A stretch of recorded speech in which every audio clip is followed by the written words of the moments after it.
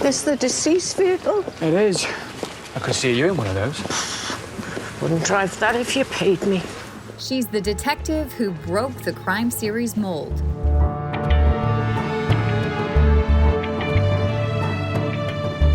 Unlike most other female detectives, Vera is unglamorous and uncompromising, known for her no-nonsense wit and sarcastic put-downs. I was comforted to know that you've got a zero-tolerance policy when it comes to one of your officers being assaulted. Don't give over, he barely touched you. Laura Whitelock, the hospital say that you can talk to her whenever you want. You know, it's fine for you to say it's nothing, but what about next time? Next time, plant a dog. Fans worldwide love her. The show, now preparing for its 11th season, has an average of 7.5 million viewers per episode. And Vera was recently voted one of Britain's top 5 favorite TV detectives of all time. Hard to believe she was never really planned to be the protagonist of a popular book series turned crime drama. Like her presence on the show, Vera marched right into her creator's book, The Crow Trap, completely unannounced. I had somebody come in and it was just miraculous because it was Vera Stanhope and I had the name and I described her as looking more like a bag lady than a detective. 8 books later, Vera is still surprising author Ann Cleeves. I need to write the next chapter to find out what's happening. Well, I think Vera and I find out who the killer is at about the same time, so I don't know in advance. And that's the way Cleeves likes it. For 20 years, she entertained mostly herself by writing books. She didn't have a lot of fans. That changed when Vera hit the television screens. And the grandchildren, they quite like having a famous granny. Occasionally, a reader will come up and say, "Oh, you're Ann Cleeves." And if one of the kids are with me, they quite like it. They're beaming with pride too. Well, the teenagers looking really embarrassed and slinking off, pretending they're not with me. We talked with the Bird Observatory cook turned probation officer turned queen of Village Noir about her latest book, The Darkest Evening, and the importance of its setting in a part of northeastern England called the Northumberland. I think that plot and character grow out of place. How she believes telling stories is hardwired, not only in her, but in all of us. You get kids, they're pretending to be somebody else in the playground. And I think that that's what we all do. Or we tell jokes, but it's all stories, really. And how the stories in books can help our health, particularly in stressful times. She's even set up reading and writing groups in some unlikely places and is now funding a program to prescribe reading to patients. If you've got all these chaotic ideas running or chasing around in your head, getting inside the head of somebody completely new and different is quite a relief.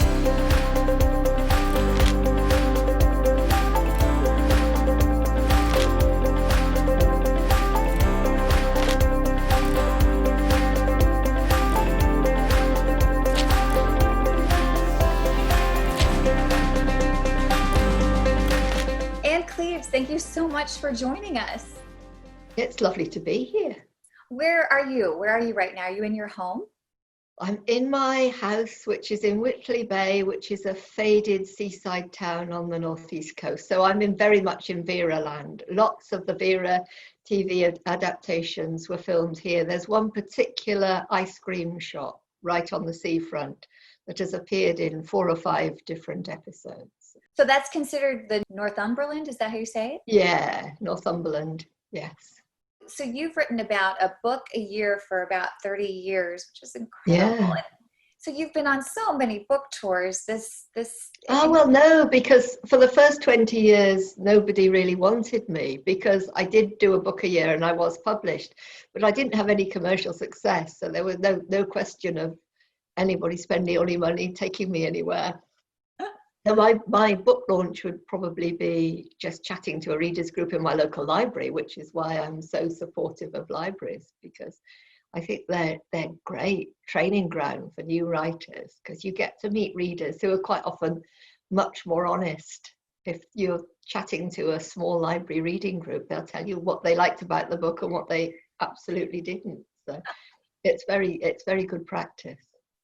Can you share with us a funny experience that you had one of those times?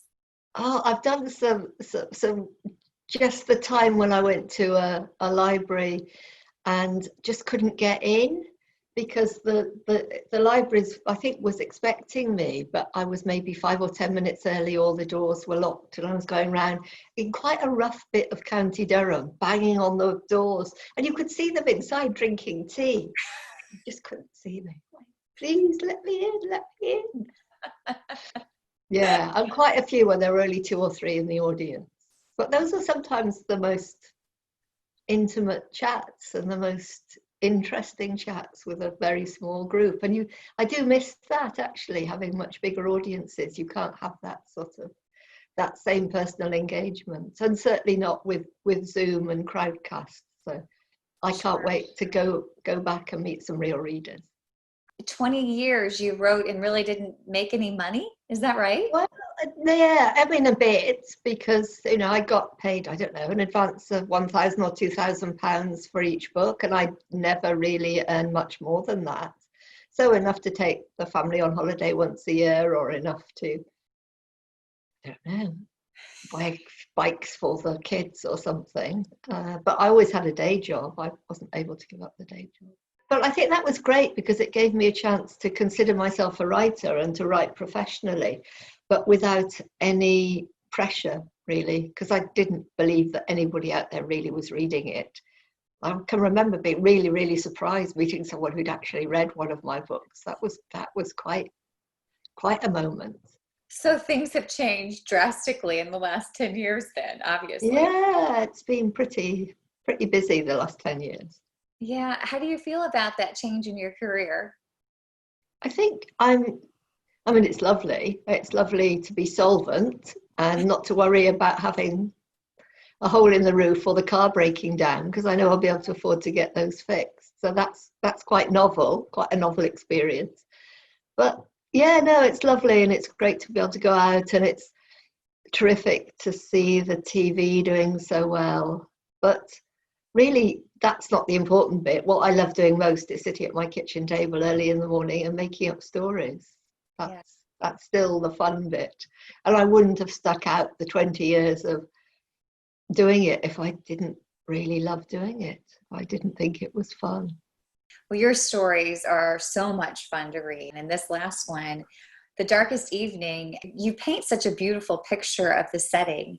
And that setting is so important to you. You even give talks and lessons on why setting is so important in books. Can you talk a little bit about that? Yeah, I think that plot and character grow out of place, that we're the product of the kids and the streets that we played with, and the people that we met when we were growing up, the community, what we saw out of our window, all that feeds into who we are. And then, dialogue, we speak where we come from in very different ways. You can tell, certainly in the UK, you can tell what class somebody is, how much money they have from the way that they speak very often. So all that, I think, comes out of place. Tell me about the Northumberland. I know Brenda Blethyn, who plays Vera on the television show. She has got that accent down pat. But for an American, can you explain what the difference is in that? Northumberland it's the bit of the northeast of England that goes from the River Tyne up to the Scottish border. So it's got Hadrian's Wall in it. So it's got it's very much debatable land. It's border country. It's where the clansmen used to come down from Scotland to raid the English farms, and there are still lots of fortified farmhouses. So we've got that. There's that sort of setting and that sort of background, but it's also where the coal mines were, and so we've got pockets of real deprivation within the rural idyllic setting, because that's where it was hard to get jobs back into those areas. We used to build great ships on the River Tyne, and we don't anymore.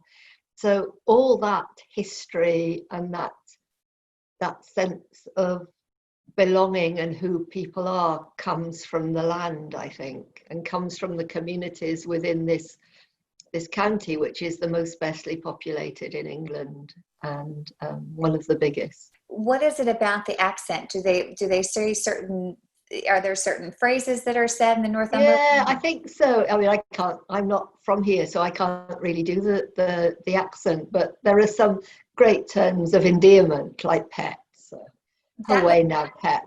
How are you, pet? She's a canny lass. That means she's a lovely girl. Hinny is another term of endearment. Honey, but it comes out as hinny. So, how are you this morning, hinny? That's more rural Northumberland. Well, I was going to ask about pet, because I noticed that Vera says that quite a bit. And so that's a Northumberland thing. It is very much a Northumberland thing. There was a TV show about some lads from the Northeast who went to work in Germany. And it was a sort of comedy, but making quite a strong social point, that there was no work in the Northeast, so they all had to go and work in Germany. And that was called Auf Wiedersehen, Pet. And the whole country knew that they all came from the Northeast just because it had pet on the end. Well, the spot that this book, The Darkest Evening, it's set in, it was inspired by Tarset, is that correct? Tarset, yeah, which is a bit, it's northwest Northumberland, so it's towards the Cumbrian border. It's inland Northumberland, and it's got a huge reservoir, Kielder Reservoir, but lots and lots of forest. So it feels quite Highland Scottish in a way. And I love the idea of that brooding forest that's surrounding the big house, but also surrounding the farms too. And that plays a big part in the story. Absolutely. It makes sense. For those who have read it, you'll say, oh yeah, I understand then why you said it there, because of that forest. Well, the story grew out of the place again, really. I didn't have the story first, I had the place first. And I spent quite a lot of time there and just walking through the forest and coming across, actually once one of the scenes grew out of a walk where I just came across a clearing, and you expect a forest clearing to be very green and very lovely. But when commercial foresters go in, they just come in with their big machines and they cut the trees, they fell the trees and pull up the roots, and all is left is these sort of twisted big roots and branches that die and become very white, almost like huge giants' bones. And that very much triggered one of the scenes in the book. I know it's scene you're talking about, a very eerie scene, so that makes sense.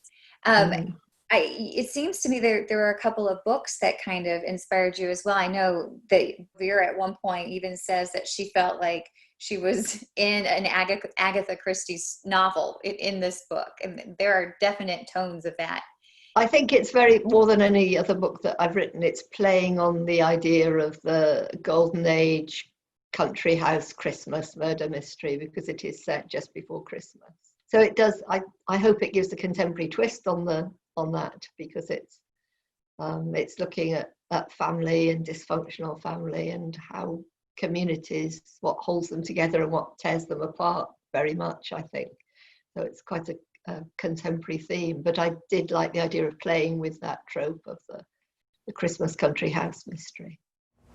So when did the trauma happen? Up to 5 hours before he died. He was a dead man walking as soon as he received the head injury. So between 7 p.m. and 1 a.m.? Yeah. Well, I presume he wasn't standing there for 5 hours where we found him waiting to die. So the crime scene was somewhere else. Let's talk a little bit about Vera. Brenda Blethyn, she plays Vera, and you two have become quite good friends, correct? Yeah, she's just a very generous woman. So she's been very helpful to me. She's great fun. So I obviously the crime drama Vera is in it's getting ready to shoot its 11th season. Yes, all being well, as long as we don't get another spike in COVID, then yes, they're all ready to go at the end of this month. I saw that Vera was recently voted one of the UK's top 5.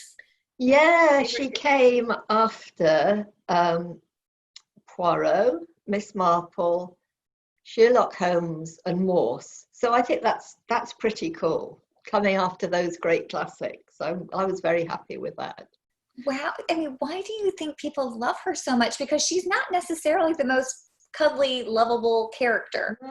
I think because she is a woman of a certain age who's very strong, who doesn't need a man to support her or help her. Where were you last night? She's authoritative, but she's got a touch of kindness in there as well.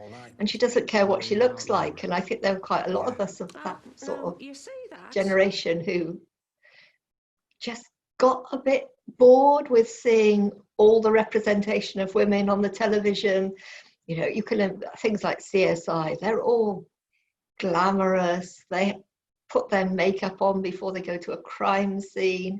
They have long hair, which would just drop all over a crime scene. I mean, it's just not.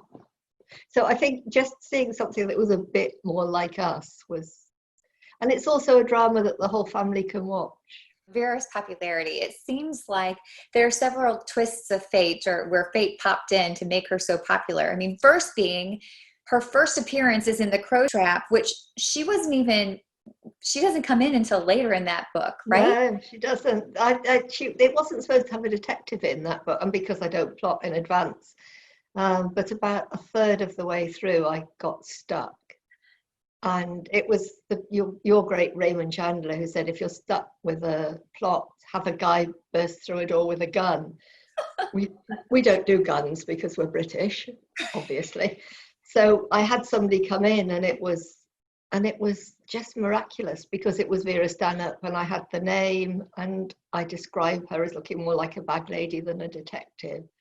And she's carrying all her papers in a supermarket plastic carrier bag instead of a briefcase.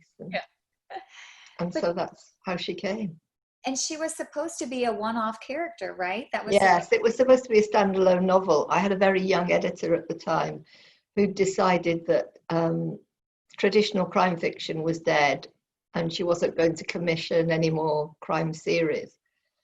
So could I please write a standalone, a big psychological suspense?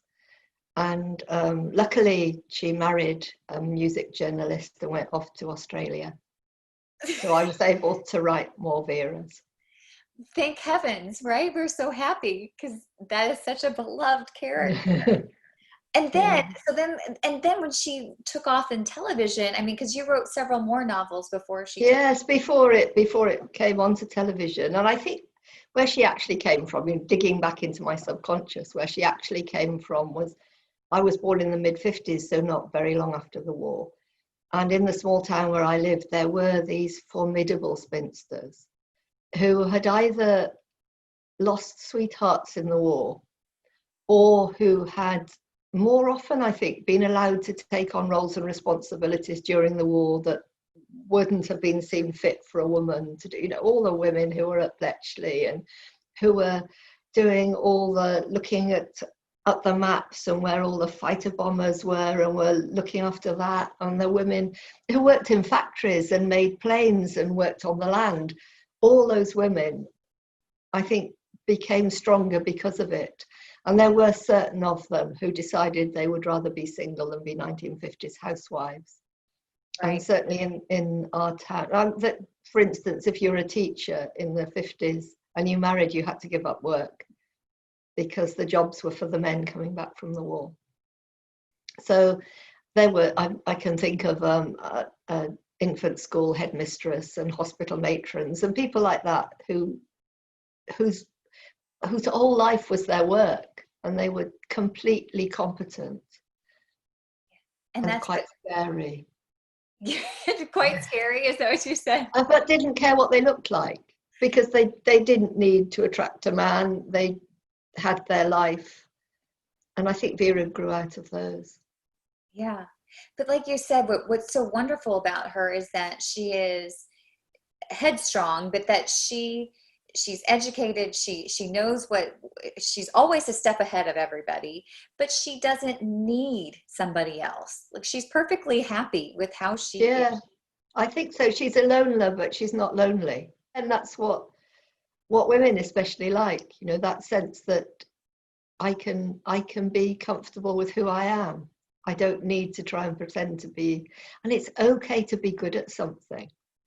I think for so long, women have had to pretend not to be quite as good as their male colleagues, because otherwise they'd be considered uppity over smart. So back to where it took off then for television, because again, fate steps in, and Yeah, just by chance, just a piece of luck, that first book, The Crow Trap, didn't sell very many books. So there were lots knocking around in remainder bookshops and secondhand shops, and one ended up in a charity shop, the Oxfam shop, in a rather smart North London suburb called Crouch End. And somebody went in looking for a book to read on their holiday, and found The Crow Trap. Nothing at all unusual in that. But the woman who picked it up was called Elaine Collins, and she was books executive for ITV Studios, and they were looking for a series with a strong female lead to adapt for a Sunday night drama. And that's how Vera came to be on the television. Just luck. So this idea for The Crow Trap, which is what started Vera off, I read somewhere that idea kind of started when you were going on walks with your husband when he was... Well, it sort of grew out of that. Yeah, the idea for the story came a bit before that. But then, yeah, it grew more solid as I was walking, because my husband had been quite ill. He'd been in hospital. He'd had a psychotic episode, stress-related. So... yeah, and he was very restless at the time. When he was walking, we just did lots of walking, and it was while we were walking that I was... walking's great if you're wanting to plot and you're wanting to work out how the book's going to go, because your mind somehow goes, just sort of relaxes and does its own thing. Yeah. So yeah. Well, it sounds like books and murder mysteries in particular have always kind of been, because that was a stressful time for both of you. It was really stressful, and it was, books save you, I think, if you're going through a bad time. If you love books, if you love a story, then anything that's an escape is good. And for some people it might be film or music. For me it was always story, and it was always just getting lost in a different world and becoming somebody new. And as I said before, if you've got all these chaotic ideas running or chasing around in your head, getting inside the head of somebody completely new and different is quite a relief. Plus, isn't there, I've heard you say there's something about murder mysteries in particular that at the end things there will be light. Yeah, there will be some form of resolution. There will be some sense of order restored. And I think in unsettling times, I mean, perhaps more so for you in the US, where things are so divisive and divided, and people seem so unable to come to any sort of sense of agreement, then I think that's a time when traditional crime fiction, people are longing for that sense of order and justice and people coming together at the end. And truth will out, I suppose, is one of the main themes of traditional crime fiction. And that would be great. I even read that you've been setting up these reading coaches to help. Oh yeah, we've trying to look at reading as something that's vital to the nation's health, not just emotionally and psychologically, but actually financially and economically. And so getting people reading if they're not feeling well, I just was interested in seeing whether it would work or not, because there have been lots of bits and pieces and people have done it and set up schemes, but there's never been any real evaluation. So I threw this challenge out. I will sponsor 2 project workers, you match fund and find me some academics to do the research. And we actually don't have match funding for 2. We have 5 local authorities who are committed to this scheme. And we've got lots of partners. We've got a literacy charity, and we've got lots of medics. So GPs, doctors who will prescribe member of a reading group or meeting with a reading coach for mild anxiety, mild depression, chronic pain, because I think that it will work. And even better, we have 2 universities who have got a big research fund grant to research the project for a year. So we're doing a pilot year and we'll see how it goes. So it's something I'm very passionate about, as you can tell. For good reason. I mean, but you're not unfamiliar with setting up reading groups and writing groups. Yeah. You've done that for bus drivers and all kinds of different people, right? Yeah, I think it's just fun. It's lovely to meet people and share that love of reading, because people think that reading has to be a solitary occupation, and it really doesn't have to be. You know, all these people who are members of reading groups, and it's quite easy if you live in a nice suburban area and you've got friends to get together over a glass of wine and talk about a book. But it's not so easy if you're a man, for instance, because it's mostly women that go through. Right. So we set up reading groups in pubs, and that attracted mostly men, surprisingly. And some of those are still going. Let's talk a little bit more about some of your influences. So your first book you wrote when you were living somewhere that was it an island that didn't have any water or electricity? It was a tidal island. I'd met my husband. I dropped out of university, so I don't have any academic qualifications at all. So I dropped out of university and gone to work in Fair Isle, which is one of the Shetland Islands. Which is the inspiration for the whole Shetland series, correct? That's right, yeah. So I lived there, and it's tiny. It's 3.5 miles and 1.5 miles wide, but it's a thriving community of 50 people. And the Bird Observatory, which provides employment and income because visitors come and stay there. It's also a place where you don't have to be a bird watcher to stay there. Anybody can stay there. And I was cooking and met my husband there, who was a visiting bird watcher.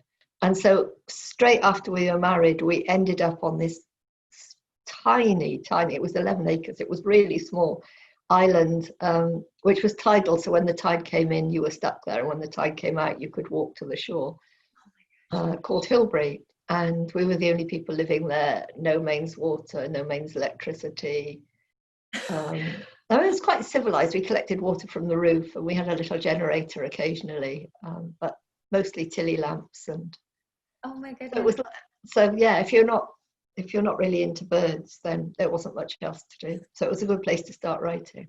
Talking about your influences things, there's this new series that you've just started, The Two Rivers, with Matthew Venn.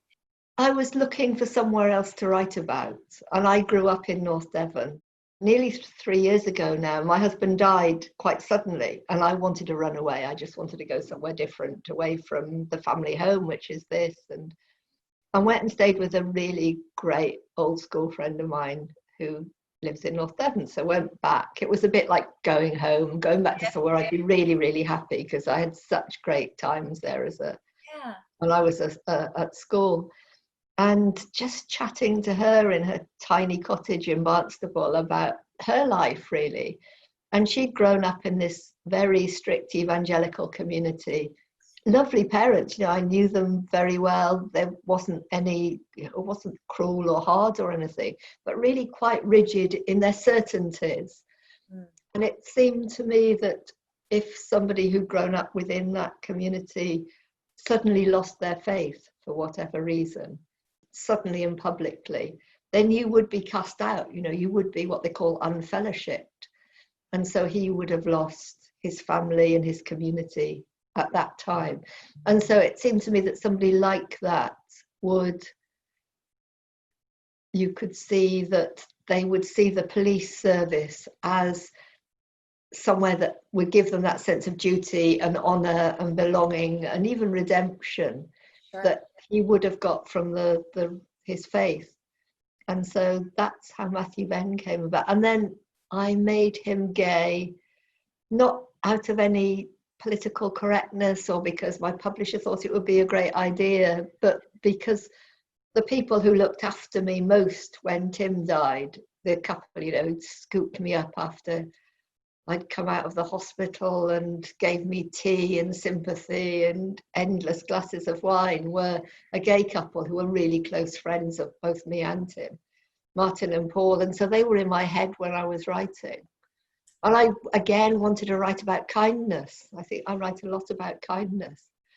And they had been so kind. And I loved writing them. And for the first time ever, I was writing about a happy marriage.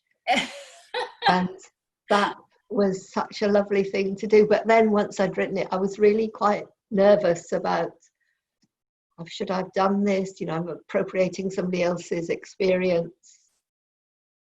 But got Martin and Paul to read it, and they were brilliant. And then 2 other gay couples read it before it went to print. And so I'm hoping that it was all right, that I got the tone right. Well, isn't that interesting? Like you said, you're writing about kindness within murder mystery novels. Isn't that interesting? Yeah. It's a very undervalued virtue, I think. It's not strong, it's not macho, but we can actually get a long way with kindness. Sure. Well, that's a good lesson for all of us to hear right now. Mm-hmm. I want to talk about, I mean, your books have been published in so many languages. I don't even know how many. Do you know how many? About 30, I think. Yeah. When you have something published in different languages, the book covers and everything change, right? Yeah, I've got a few here. So this tiny little book, can you yeah. see it? Oh, it is. Look, wow. It's very tiny. That's Japanese, and it's back to front writing. So yeah, you start at the back and you read to the front. Now, what book is that? Which one is that? That's Dead Water. So that is one of the Shetland books. But everything about it looks different. I mean, the picture. It is. It's very, very interesting, I think. And so this is Russian. And which book is that? I'm not sure. It's funny that even you can't recognize it because it's so I can't recognize it. I don't know. I'd have to have a good look and see for a name because I can't read the Cyrillic alphabet either. So don't know. Does your publisher pick a new picture and everything? Like what? The overseas publishers, and this is another one. That's Finnish. Oh wow! So that's different again. So it's all very, very exciting. That's a Shetland one too, I think. Yeah. So the Scandinavians like the Shetland books there. Well, I want to ask what's next for you, but part of that is, we talked about the Two Rivers series and Matthew Venn. I read somewhere that is that becoming a television series as well? It's been optioned, so we don't know whether it will actually happen. But yeah, it's been optioned by the same team as make Shetland and Vera, because the same production company make both those shows, and they've optioned. Have you Matthew been taking potential writers on tours of that area or showing them? No, yeah, I think the script writer has been down, but I couldn't be there because I was on childcare duty up here. But yeah, no, and my school friend who I stayed with, she showed her around, so that was even better than me showing her around. So yeah, there is a script. So it's just tricky with COVID. People aren't committing to doing very much at the minute. So We'll see if it happens. It would be lovely. What else? Are you working on a novel right now? I'm just coming to the end of the first draft of a new Matthew Venn, yes. So that should come out this time next year. Well, we are excited to see it. That'll be the second in the Two Rivers series, correct? Yes. Yeah. Okay. Well, Ann, I have so enjoyed this conversation and learning more about you and your wonderful books. Thank you so much for your time. No, thank you, and carry on doing all the great work that you are doing too. There was a finger sign, but the village names were covered with snow. She had a moment of real fear then, a complete lack of recognition. In her headlights, she saw trees on one side of the road, a thick plantation of spruce. She must have missed a turn earlier. She left the engine running, but climbed out to clear the signpost. In one direction was Sawley Bridge, and in the other, Kirkhill. Now, Kirkhill would bring her closer to home, so she turned right. The road started to rise, and her wheels spun. The snow was so deep here that she worried she would get stuck. But there was one set of tyre tracks for her to follow now. Some other foolish soul had been here not long before and must have made it through.